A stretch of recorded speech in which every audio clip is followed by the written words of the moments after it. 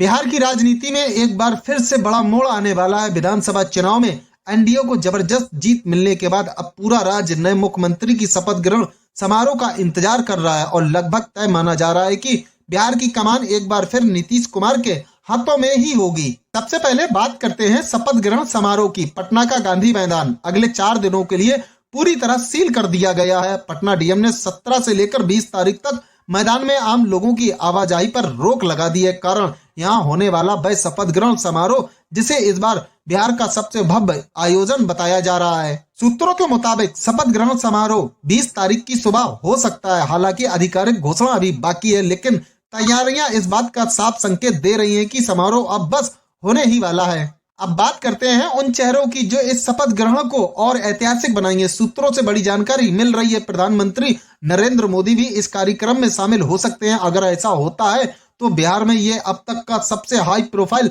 शपथ ग्रहण होगा।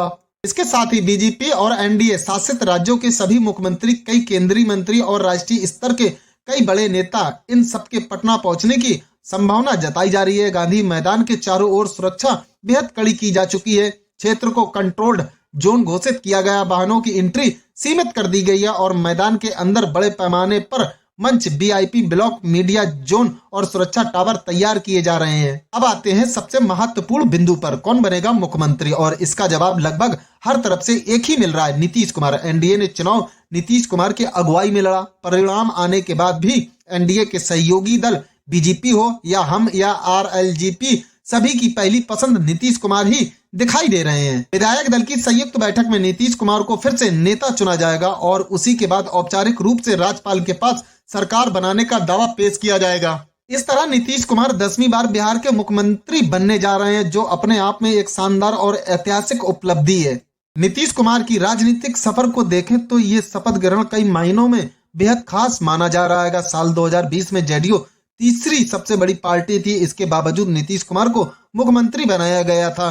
तब जेडीयू नेता संजय झा का बयान भी चर्चा में था, जिसमें उन्होंने कहा था कि नीतीश शुरुआत में मुख्यमंत्री नहीं बनना चाहते थे, लेकिन इस बार तस्वीर बिल्कुल अलग है। बीजेपी फिर से सबसे बड़ी पार्टी बनकर उभरी है, जेडीयू दूसरी सबसे बड़ी, लेकिन नेतृत्व एक बार फिर नीतीश कुमार के ही हाथ में सौंपा जा रहा है। राजनीतिक जानकारों के मुताबिक नीतीश कुमार को अभी एनडीए की ड्राइविंग सीट पर माना जा रहा है और यही वजह है कि सभी दलों ने एक आवाज में उन्हें नेतृत्व की कमान सौंपने का फैसला किया है। अब सबसे बड़ा सवाल, इस बार कैबिनेट में कौन होंगे, कितने नए चेहरे शामिल होंगे, कितने पुराने मंत्री दोबारा शपथ लेंगे और सबसे खास इस बार बिहार में कितने उप मुख्यमंत्री होंगे।